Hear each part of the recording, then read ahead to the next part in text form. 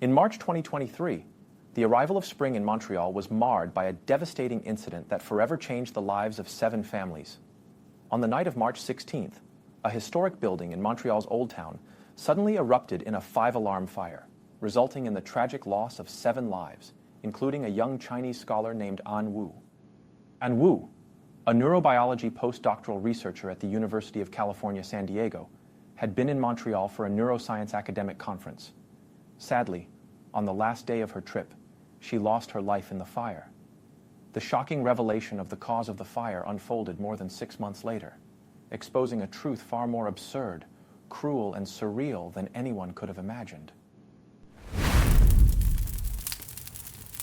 Known as the Little Paris of North America, Montreal, situated in the province of Quebec, Canada, traces its origins back to 1642, when French fur traders established a settlement on the banks of the St. Lawrence River, the birthplace of the city. Over the years, the Old Town has witnessed the defeat of the French military, the expansion of the 19th century, and the Industrial Revolution. Despite these changes, it has retained its French culture and history, with narrow streets, ancient stone houses, classical churches, and European-style squares showcasing the sedimentation of time. The city blends ancient European charm with modern North American vibes, offering visitors a unique experience where time seems to interweave. Approximately 6 million tourists visit each year to witness the former glory of France, with some even choosing to stay in historic buildings in the Old Town. This not only provides proximity to major attractions, but also allows for an authentic experience of French culture. In the heart of the Old Town, Port Street and Duville Streets are 2 famous thoroughfares. At 5:30 a.m. on March 16th, a historic building located at the intersection of these 2 streets was engulfed in flames. The building, over 130 years old, was not only a protected heritage site, but also a local landmark. Initially, an office for a flower company, it transformed into residential units from the 1960s to the 1980s. According to municipal records, in 2009, a lawyer acquired the building and subsequently rented out its 15 units. Curiously, this fire seemed anything but ordinary. It quickly escalated beyond control, with towering flames and billowing black smoke visible from a considerable distance. As daylight broke, the blaze dominated the front pages of national media across Canada. Montreal authorities confirmed the fire had reached a level 5 alarm, marking it as the highest level of fire emergency in Montreal's history. On that fateful night, no fewer than 130 firefighters were mobilized to combat the inferno. However, due to the rapid and ferocious nature of the fire, coupled with its occurrence in the dead of night, some individuals had no time to escape. Even those who managed to evacuate weren't spared, with 9 people sustaining injuries, including 3 in critical condition from severe burns. Police reported that the 9 individuals who narrowly escaped death all resided on the 1st and 2nd floors. Strangely, those living on the 3rd floor were unaccounted for after the massive fire. As for the exact number of occupants on the 3rd floor, it remained uncertain initially.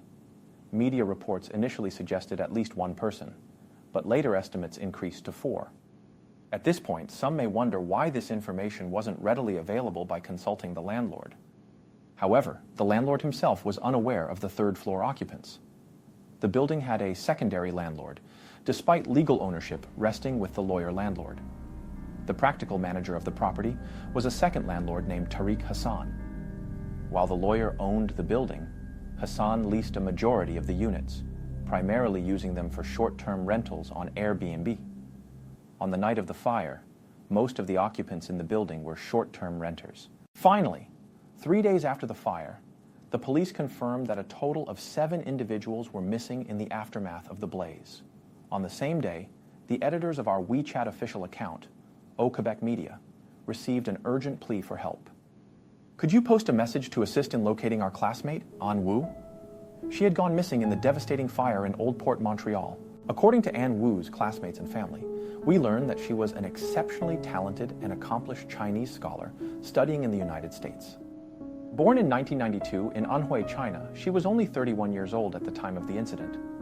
An Wu showed early academic promise, entering Wuhan University to study virology at the age of 15.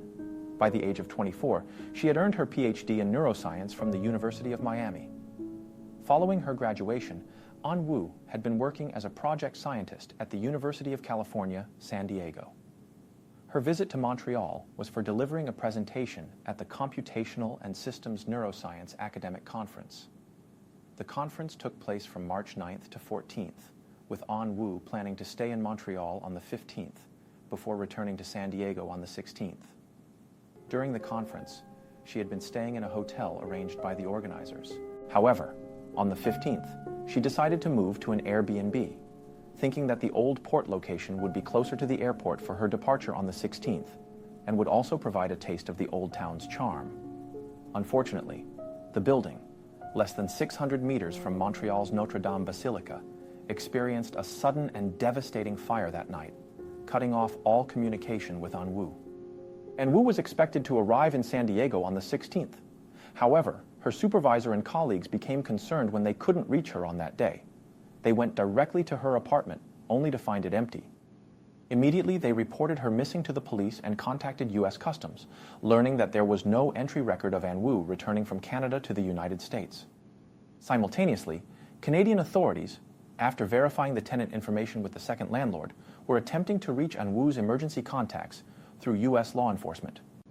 After confirming An Wu's disappearance, her friends reached out to Chinese media platforms, hoping to publish a missing person notice in the hopes of gaining assistance from the local Chinese community.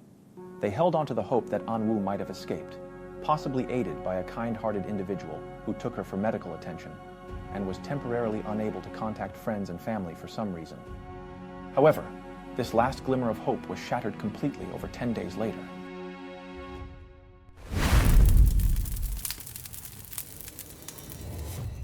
Due to the building's status as a historical landmark and the risk of collapse after the fire, the rescue and search efforts progressed slowly, meticulously dismantling the structure brick by brick from top to bottom. Finally, on March 27th, the police confirmed that the fire had claimed 7 lives, with the identities of 5 victims confirmed, including An Wu. 2 days later, the identities of the final 2 victims were also confirmed. The police, anticipating no further victims, terminated the search operation and focused on investigating the cause of the fire. On the 24th, An Wu's parents, Fei Wu and his wife, flew from their home in Tongling, Anhui to Montreal. They visited the Chinese embassy and local Chinese associations.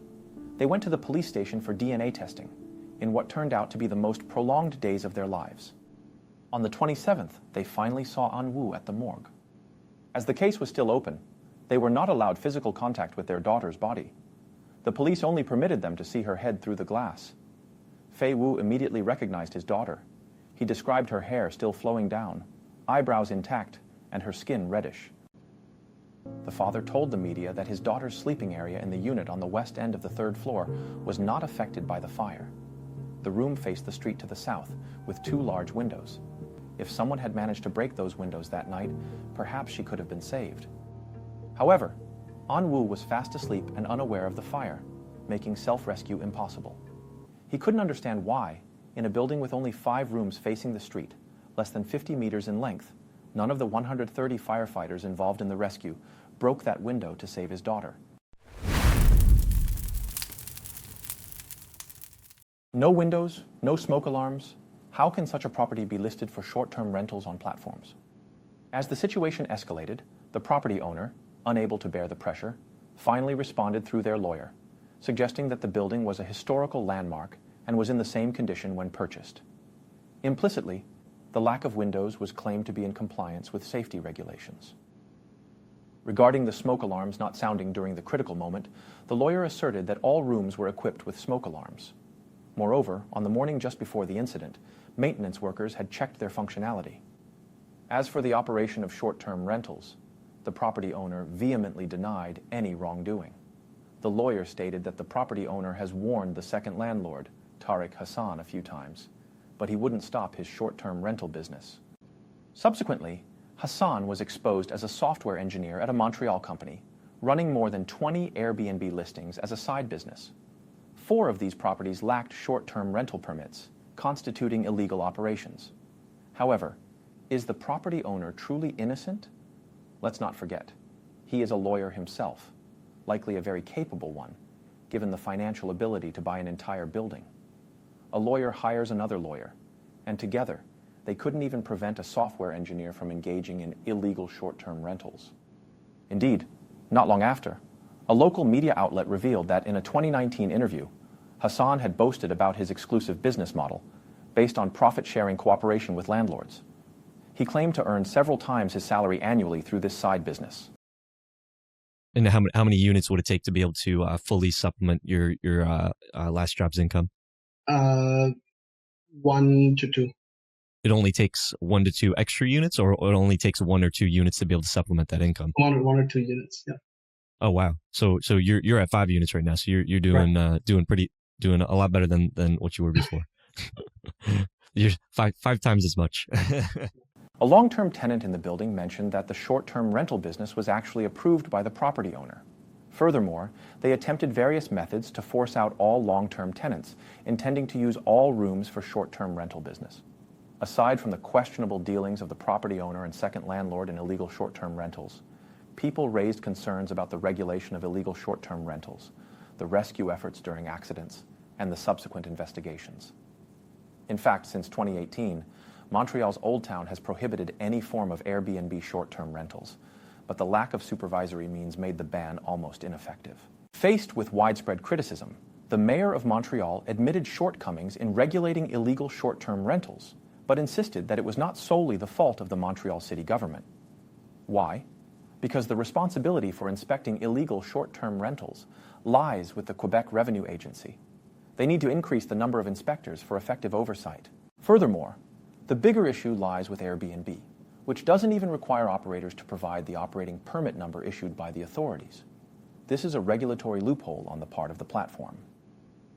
Passing the blame around, nobody is willing to take primary responsibility, leaving the families of the victims standing in the snow at the fire scene, tearfully awaiting answers, finding no one willing to provide an explanation. In April 2023, the father of Nathan Sears, one of the 7 victims of the Montreal Old Port fire, led a collective lawsuit against Airbnb, the property owner, and the second landlord, claiming that the defendants' actions demonstrated their concern was only creating income for themselves, not ensuring the safety and health of the building's residents.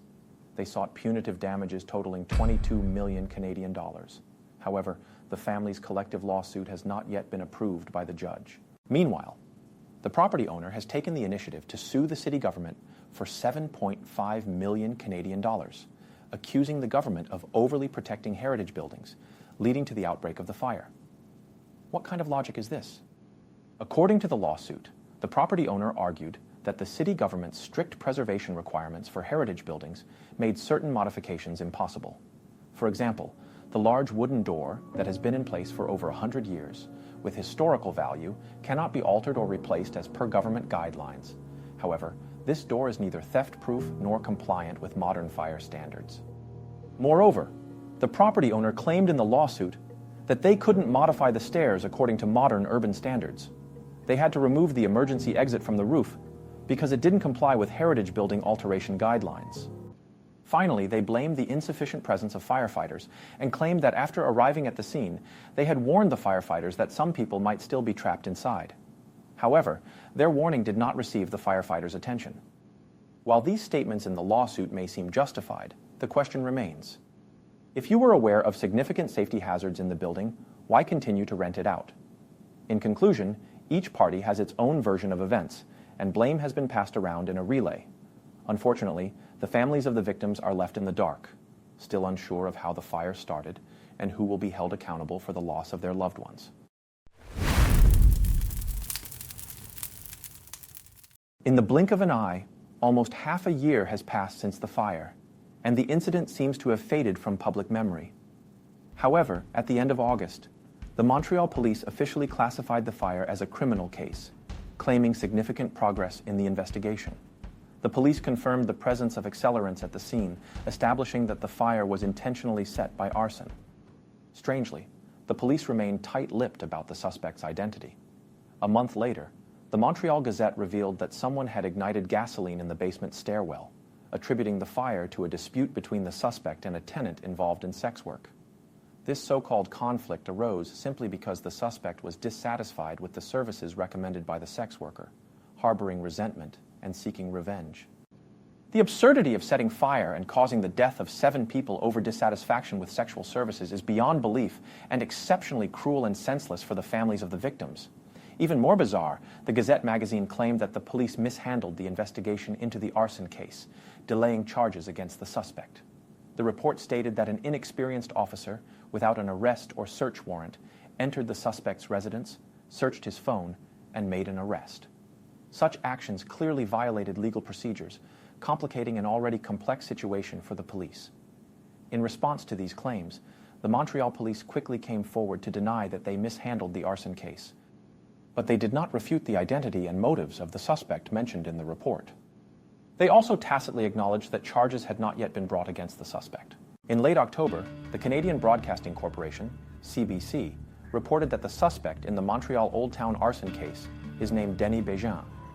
Not only is he a member of the Montreal Mafia with a criminal record for murder, but at the time of the arson, he was also on the run, being wanted for escape.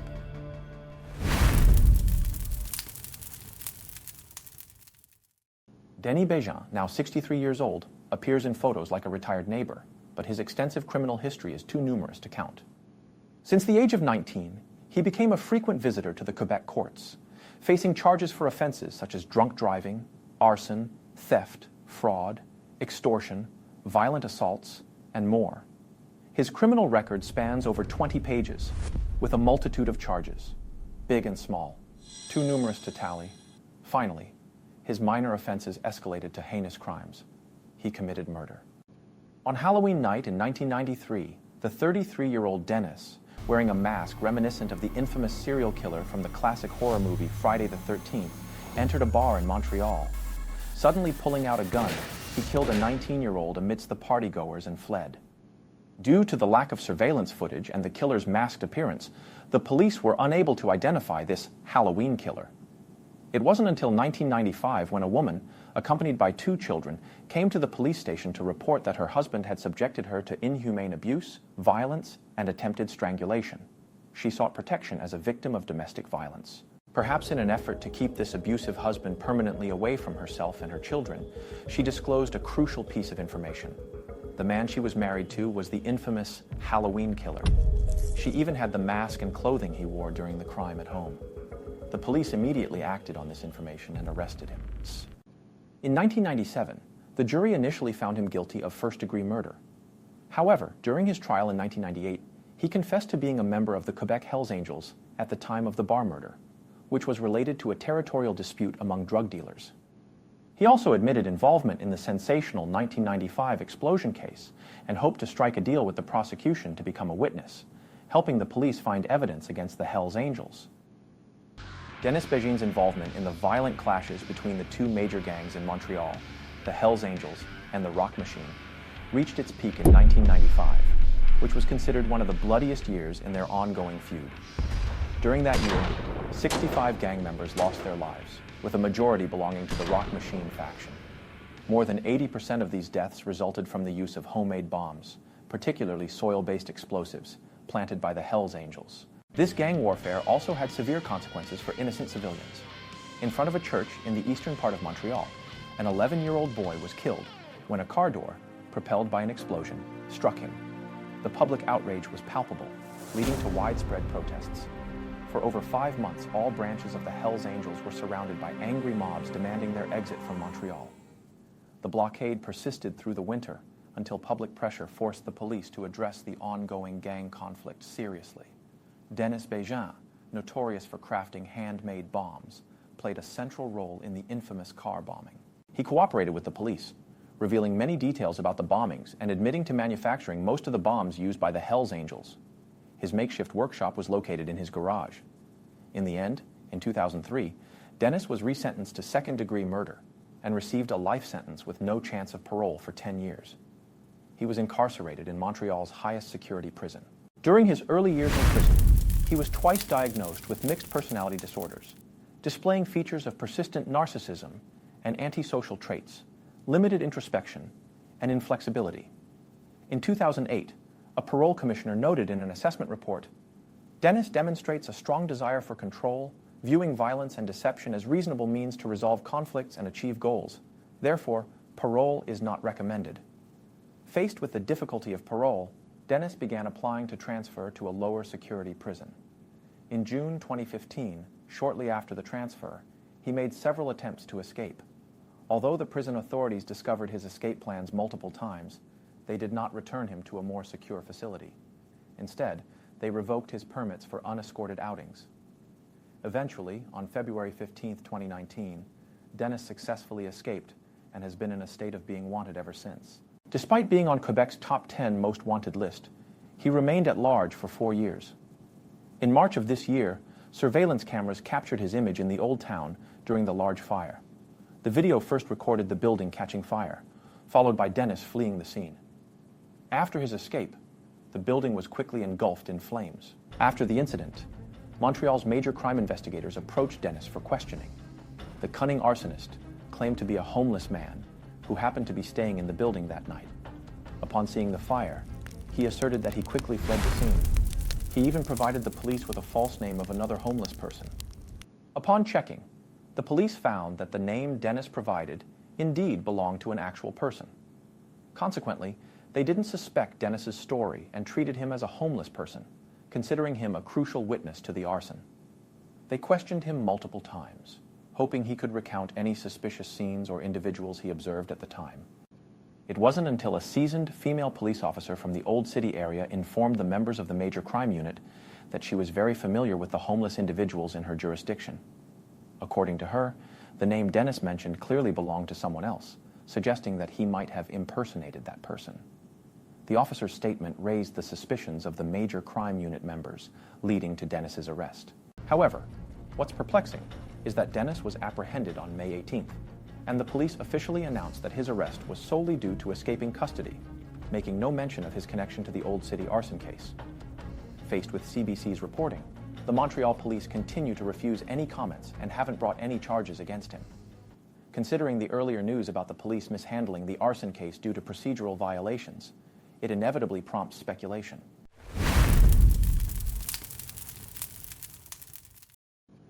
To this day, the police have not brought any charges against anyone in the arson case, and the collective lawsuit initiated by the victims' families has yet to be approved.